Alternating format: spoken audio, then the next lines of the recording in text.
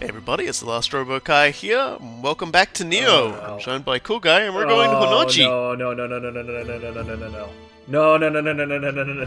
We're, God damn it. we're going to the last place that Cool Guy and I streamed this Oh game god, together, it's etched into my brain. where the level's length and the fact that we kept getting the shit owned out of us by the final boss combined together Yeah, no, to make us decide that we should probably stop because it's only going to get worse. And it was... boss alone is difficult enough. The fact that I was moving at about 40% speed made it just tooth-grindingly frustrating. But it's a very nice level, and it's actually probably one of my favorite tellings of the honno-ji story. So, like I said to everybody in the video, what was it, Shingeki Castle? The story of honno-ji is the story of the end of Oda Nobunaga, and this is it's extremely important because at this exact moment, Oda Nobunaga was more powerful than he had ever been. Like, all his major rivals were dead or crushed or struck into internal strife. The Mori clan was like, they weren't trying to expand, and their great Mori Motonari had passed on by this point. The Takeda clan, who had been a huge thorn in the side of Oda Nobunaga and everything, they were gone too. Like, Takeda Shingen passed away, his son was not up to the task, and Oda's rifles just decimated Takeda, and they were just basically dissolved as a clan. And the only other person who could even hope to rival Oda Nobunaga at that point was Uesegi Kenshin, who also passed away. And so what that essentially meant was that there wasn't anybody really on Oda Nobunaga's level that wasn't working for Oda Nobunaga. And so he went, he'd sent all of his soldiers off to smash these last few places, these last few holdings, and he had sent Hideyoshi Toyotomi to take the Mori on, and then sent Akechi Mitsuhide to rally his forces and to join him. And then Oda Nobunaga went to the temple called honno-ji to rest. Now, he brought a substantial number of forces himself there and everything like that, because you're never safe anywhere. But it wasn't a huge number of people, and it was mostly he was supposed to be in the center of his own territory, in the his nestled bosom, as it were. Yeah, and that's when Akechi Mitsuhide instead betrayed his lord and forced him to commit suicide. And that's where we get to the thing of honno-ji, and why this is one of my favorite sort of iterations of it. The most common depiction of honno-ji is the temple, its grounds, its buildings, and everything, well and truly aflame. Just burning in the fires of betrayal and the fires of retribution, depending on where you stand regarding Akechi Mitsuhide's motivation. And this, however, the fires have long since cooled. Oda Nobunaga is gone. He has not been here for a very long time. And so we just see the remains, the ruins, and it's just frozen over. That's just one of my favorite iterations of honno-ji. Neko Amada does a very good job of explaining the basic idea of it right there. I feel, insofar as yes, everything burns very hot. That is not wrong. But also, but what happens after? What is the post-apocalyptic to the intra-apocalyptic of that cataclysmic day, and this interpretation of the temple really attempts to handle that question, and I feel like it does so very, very well. As much as I have frickin' PTSD. The level itself, it's incredibly well put together, and I have to appreciate it. This level has a lot of ups and downs to it. The unnatural magic has created a lot of snowdrifts that we can use to to ascend a few areas to create other paths and things like that. And it's probably going to be the first serious wall of challenge to a lot of people. The level turns in on itself a lot. A lot of the shrines are in kind of weird places. It's kind of maze-like a little bit towards the end. And there's a lot of gotcha ambushes like this one. Yeah, a good sense of awareness will keep you going. And we've already encountered it while I was giving the very brief honno-ji history lesson, but we have these very large ice amrita spikes. They are amrita spikes. That is probably the best way to put them, and they are they are invulnerable. You cannot damage them, and in order to damage them, we have to try and find the source that's sort of empowering them, which is shown by the little line that leads off of them on the minimap. We got these little butterflies here. I'm sure that those were just butterflies. What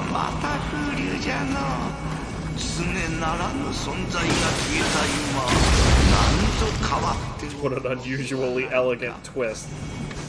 I love that line.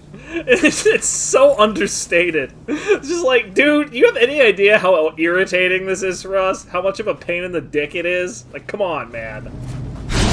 Hey, look, you lose forever, you know, this sort of thing happens all the time. He's seen some things, dude. Oh! That is the first instance I've ever shown of what the Yoki grab attack looks like. Obviously not an intentional demonstration, but, you know, I ate a lot of those when I first started playing.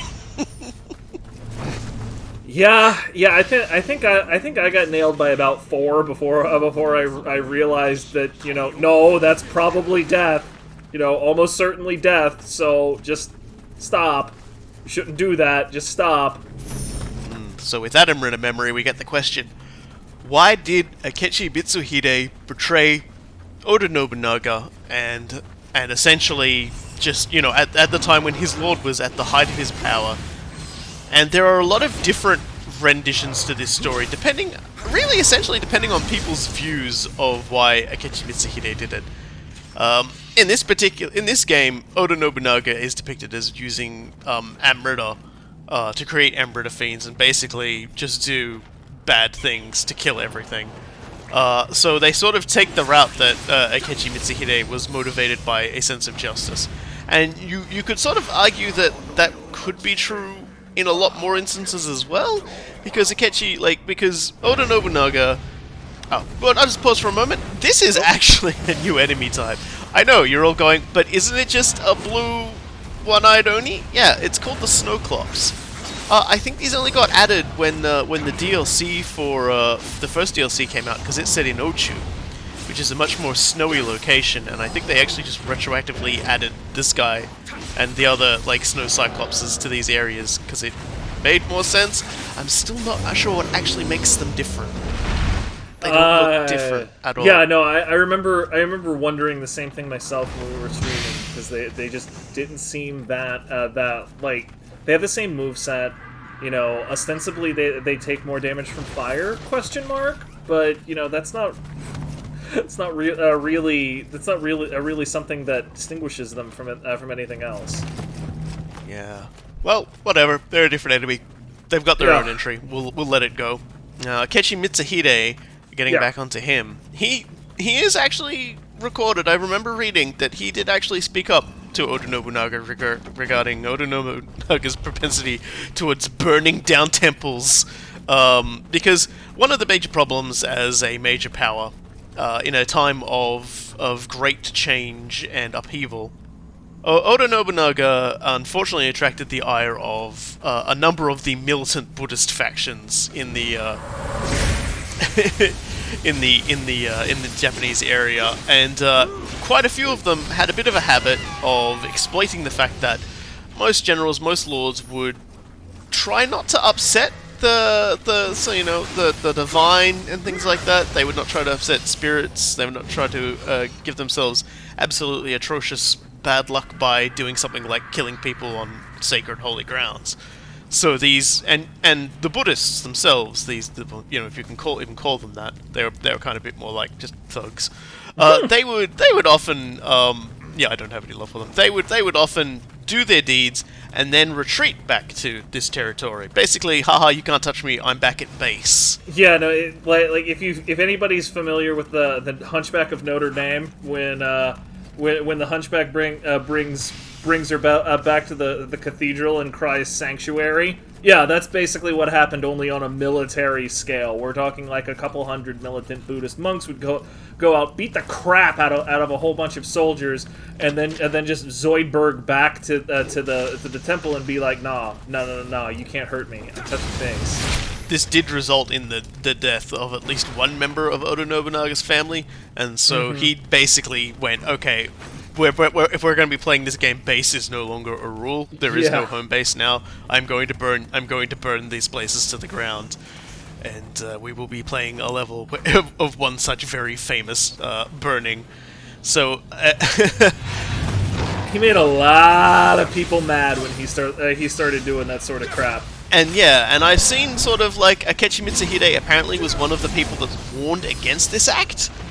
And Oda Nobunaga responded in his typical way of verbally abusing the shit out of him for being so stupid, or as he saw it, and told him, like, I'm not going to just stand here while these guys continue to ruin my shit. Fuck the heavens, if they're letting this shit happen. And so some people say, Akechi Mitsuhide, he saw how Oda Nobunaga was doing this, that, and everything, and basically decided, I have to stop him before he destroys all that is good in Japan. The actual reason why he opted to do what he did was probably more to do with the fact that Oda Nobunaga, quite clearly, he was falling out of favor with Oda Nobunaga. His general response there, but also Oda Nobunaga did something that Akechi Mitsuhide probably found very unforgivable, and that was what happened to his mother.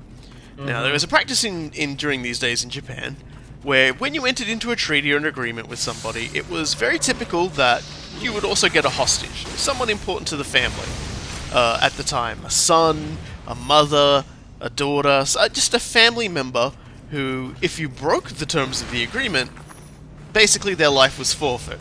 It was a lot more effective at being a binding treaty than just having a piece of paper, we'll put it at that. And a reminder that the European tradition would usually seal these sorts of treaties with a marriage. So, as ghoulish as that sounds, permanently marrying off one of your kids to it is not a hell of a lot better.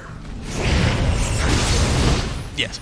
So it was very, very effective indeed. So the Akechi Mitsuhide's mother was the hostage in one such situation, and I don't know if it was something Oda himself had agreed to or Akechi Mitsuhide had agreed to, but when Oda chose to attack this particular faction, Akechi Mitsuhide's mother was unsurprisingly killed, and I think it's fair to say Akechi Mitsuhide probably never quite forgave his lord. Yeah, no, You can make all the your mama jokes you want. You start messing with somebody's mama, it's real. Knock, open up the door, it's real now. And on top of that, Akechi Mitsuhide did have desires to rule. He did indeed believe that he could be the big boss once Oda Nobunaga was out of the picture, as he made an attempt to essentially tell everybody in the immediate area, okay, you're working for me now. He tried to consolidate power. He tried to, send messages to the Imperial Court to try and recognize him as the new head of the Oda clan. And he also managed to find and force the suicide of Oda Nobunaga's only son. So it kind of made a lot easier for him to make that claim. He made one very, very fundamental mistake, though. He completely underestimated Hideyoshi Toyotomi. Obviously, that isn't his name. His name back then was Hashiba Hideyoshi.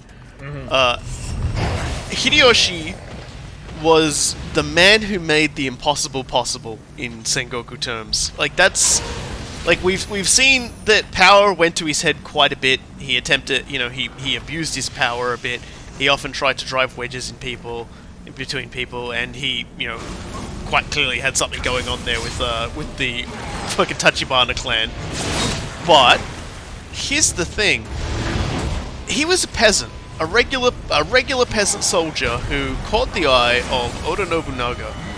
One of the deeds that ended up really cementing his place with Oda Nobunaga was he was instructed to oversee the construction of a fort. And in those particular cases, forts were essentially places for everybody to work together to try to, for an impending battle. A fortification location, not like a conventional stone and mortar fort like your brain would normally picture. It's if you're looking for a European equivalent, think of something like a palisade, usually a small earthen fortification with a stout but wooden wall that is usually relatively spread out because they're going to include things like training grounds and mess halls and so on and so forth, so people can get organized rather than simply wait for something to happen. It's not like a siege camp. Yeah, and we talk about the size and the scale required for that, for a full army and things like that. Hideyoshi Toyotomi constructed one of those in a day. Mm-hmm. He was an incredible quartermaster feat. Yeah, he was extremely good at what he did, and what he did following the news that his lord had been slain by Akechi Mitsuhide was he managed to first broke a peace with the Mori clan without them realizing what had happened and why he was doing what he was doing, sorry. And then he managed to, in the course of less than a week, move his entire army to meet Akechi Mitsuhide in battle and crushed him completely. Mitsuhide was completely unprepared. Like his own fortifications were, I believe, only about a third built. So like the other guys roll up. They're ready to rock and roll, and his men barely have places to put their heads and grab an evening meal. So it was really lopsided in terms of preparedness. Yeah, and as a result of that, it is said that we do have a lot of different sort of pieces of information regarding the fate of Akechi Mitsuhide. There are some who believe he lived on, and we will explore like the tales of that idea in future episodes. But what seems to have really happened was that simply he was slain either during the battle or afterwards. One such tale puts him as having been found hiding in a rice paddy by some peasants and being stabbed to death with spears, which would be an entirely appropriate end for a traitor. Yeah, there is not a whole lot of dignity in that one. No, that's a nice casual warning. Yeah, and that is essentially honno-ji in a nutshell. There's a lot we don't know about it, and there's a lot of stuff that we do know about it. And it's just a huge amount of history all just culminates in this one place, and it's difficult to say if Japan would have been massively different if Oda Nobunaga had not been killed at this point. I mean, it's very, very, it's because like with regard to Tokugawa, who eventually took over as the shogun. Right. Nobunaga was substantially more open. He there were a number of casual reports that are not substantiated that he himself was a Christian. That's not really true. There's no real great evidence for that, but he had very friendly relationships with the Christians, and most likely would not have banned the Portuguese from Japan, the way that Tokugawa ended up eventually doing. So, you know, it definitely would have been at least a more open Japan with him in charge, but it could have also been a much more brutal Japan, because, as we've said before, you know, Oda Nobunaga cared about results. He did not care about the people that got in the way of those sorts of results that often.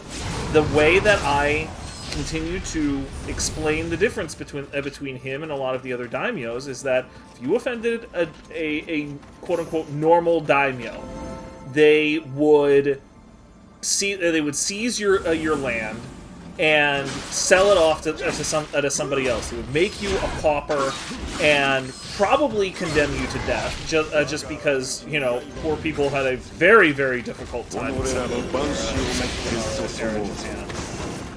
But, you know, I mean, that was how they would do it. They would take all of your stuff and leave you to rot. Oda Nobunaga did not care about your stuff. If you offended him, he would murder you, probably murder your family, take your land, burn it to the ground, and then salt the earth so everybody around could see exactly what happened to the people who pissed him off. It would live for at least a couple of years as a dying reminder. I can't even say living reminder, because there were reports he literally salted the earth of a number of these like croplands or whatever, like basically cutting it off his own nose to spite his face, to set an example. And you know, I mean, there were a lot of, you could argue that there were a lot of good reasons for this. It was unusual for him to do these sorts of things completely arbitrarily, but the man did not care about a lot of these traditions, and he certainly didn't care about being nice.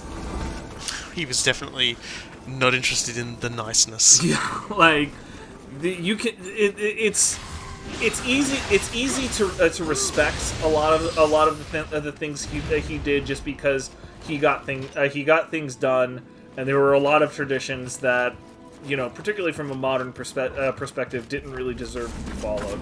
He's also very easy to hate because a lot of these traditions, you know, form the fabric of our society, and whether or not you think that they deserve to be followed, they mean a lot to individual people, and they mean a lot to allowing people to live their lives. So, very conflicted character. A very conflicted character. As most of them were. Yep. And I kind of like the stories of the Sengoku era for just that reason, because so many of the characters were just, you know, they were a mixture of good and evil as we tell it, as we know it. They were very human, very flawed. Yes, but at the same time, often, you know, incredible feats, both in terms of what they built, what they fought, the way they stood for certain things. Just extremely interesting existences. And one we might have noticed as I've been going along, I've actually been hitting a few of the Revenants. One of them wasn't, but one of the other ones was, in fact, a character, one of the many sort of closer retainers of Oda Nobunaga. We haven't gotten to the most famous one yet. He's nearby. Yeah, I've been feeling bad that we haven't that I didn't call it out while I was talking, but I'm going to be honest. I was just like, man, I don't really know that guy's story as well as I should, so I probably don't want to interrupt myself just to be like, man, I should know more about that cat. Well, I don't like I said, we haven't got to the actual the one that's worth talking about, so I don't know any of those other names. They were probably just a who's who of people who made it or didn't make it. And just took out that flying bolt like she was absolutely nothing. Seriously, that was surgical. Like, that girl did not stand a chance. And this also isn't the character. There was but here's another one of the sort of the folk that were under, and that's why we get the dialogue from them as opposed to Just nothing like we did with a lot of the other characters. Oof. GG, boy.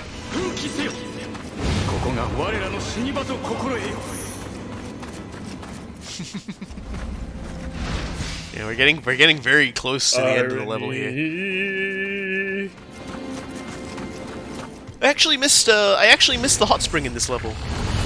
I'm not entirely sure where it is anymore. My brain always misses something. I remember we found it during the stream because I made a comment about how it was probably the most welcome hot spring in existence, simply because, you know, it's a hot spring in the middle of this nonsense. Hey, buddy. Oh, so leave it to me. Leave it to me. In my regular playthroughs, I'm a lot more violent with these guys. I don't know why I'm so friendly with them now. Honestly, just seeing them jump around like morons is reward in and of itself, I think.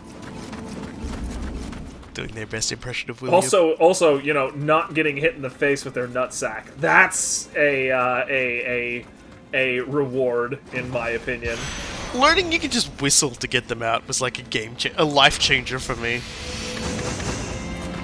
It's just like, suddenly everything isn't awful. Yeah, suddenly I don't have to have a hairy ballsack in my face. Get my jaw broken. Oh my god! Like I don't care who you are. Like all humans can agree that they could do with fewer balls on their chin. That is sort of the universal human experience. Just go out onto the Twitter, the human experience right there. I'm calling it right now. It's just fewer balls on your chin. The ultimate in the please no. I really like the highs and lows that we get to on these episodes. By the way, brother man, like we spent the first 20 minutes. Amazing history lesson. Yeah, we spent the first 20 minutes like having this wonderful history dissertation, and now we're talking about balls on your chin. Mori Ranmaru. This is the guy, man. This guy was famous as a retainer of Oda Nobunaga's. If anything, because of the implied relationship that he had with Oda Nobunaga. And also the fact that he's going to keep, like, fucking double katanaing my fucking face in this entire time. He is, like, blitzing through me. It's like, stop it. Mori Ranmaru was quite young, probably much younger than this Revenant depiction makes him, to be honest. Quite an attractive young man. I believe he was fairly skilled as well, and the implication was that that he and Oda Nobunaga had that elder-younger sexual relationship thing going. I could never vouch for how real that was. That could have just been something that was, you know, said as part of the usual stuff to of historians to try and, you know, discredit their less favorite characters. There's a lot of those particular narratives. By the way, there's even there's a similar sort of narrative that has now been completely debunked by the way, between the Marquis de Lafayette and George Washington. that they had that sort of relationship for a while because you know their letters to one another spoke of their warm affection and their deep love for one another, which was just the colloquial way of bros being bros back then. Like the fact, like the Marquis de Lafayette was one of George Washington's like foremost staff officers during the war. Yes, they had a lot of things to bond over. Just saying. Fanfiction be fanfiction. Fanfiction. We're going back to the shrine because, quite frankly, most of my elixirs just got devoured wholesale trying to fight Ranmaru. Anyway, but yeah, no. Continue with what you were talking about, brother. Well, I don't know too much more about Ranmaru. Okay, just simply that he definitely did die alongside Oda Nobunaga at honno-ji. Like that is definitely a confirmed death. And now we have a confirmed boss who had an unconfirmed death. Yeah, she is a confirmed terror. I love the glance you had back at the camera This is like you're basically staring directly at me. We're doing this shit.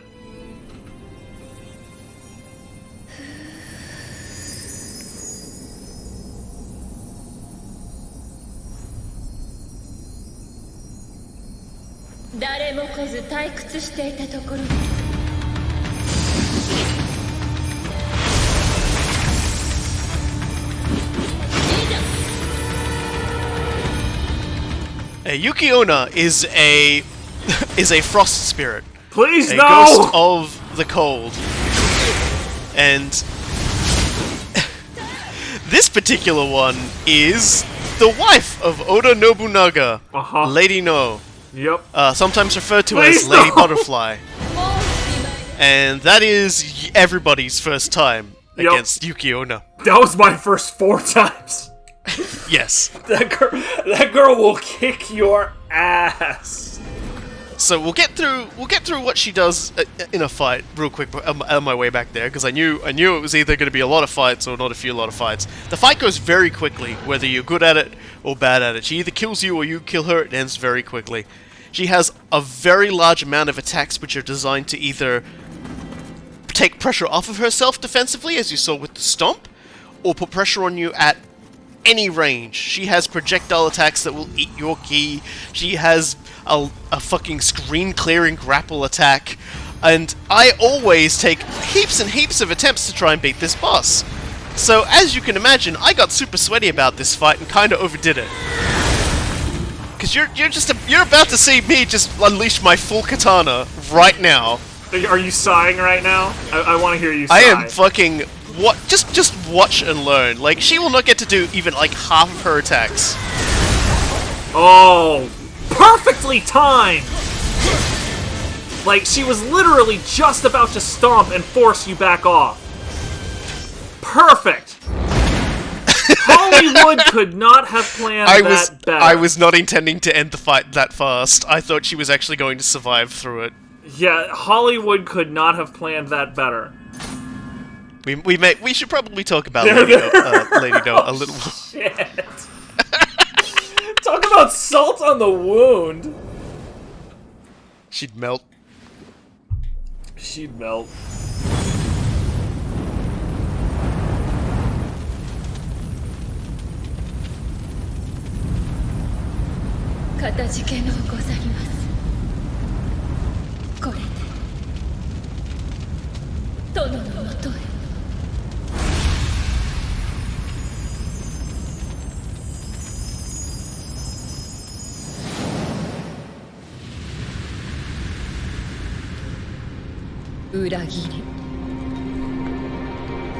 Nobunaga 様の天下不武の夢が炎に消え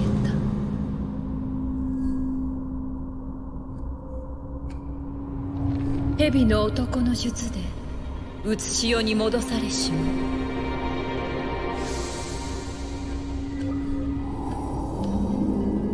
こぼれるのは嘆きばかり。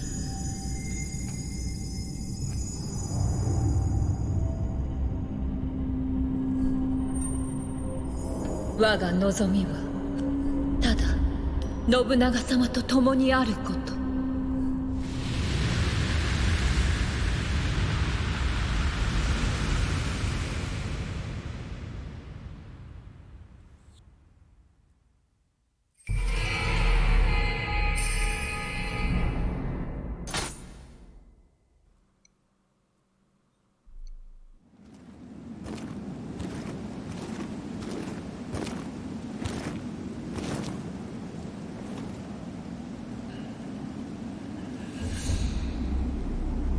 節操天海と申す。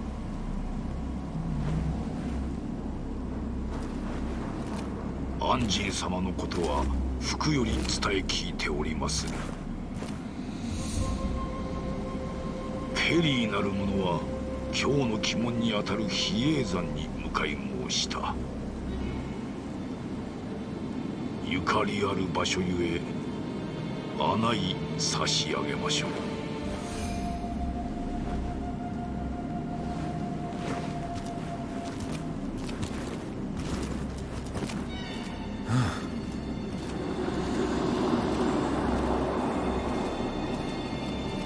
Seems you have some history with this place.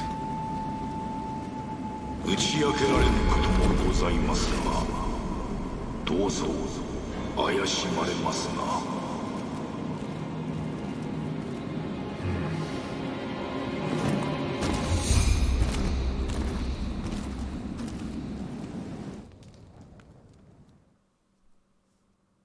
The character of Tenkai is often one that appears in fiction surrounding Tokugawa Ieyasu. Sometimes as a good guy, sometimes as a bad guy. I don't think he ever actually existed, but he appears a lot in popular fiction as a result. And that was honno-ji. We'll talk some more about some of the characters that have just appeared in the next episode. Until then, I've been the Last Robokai. And I have been Koga. See y'all next time.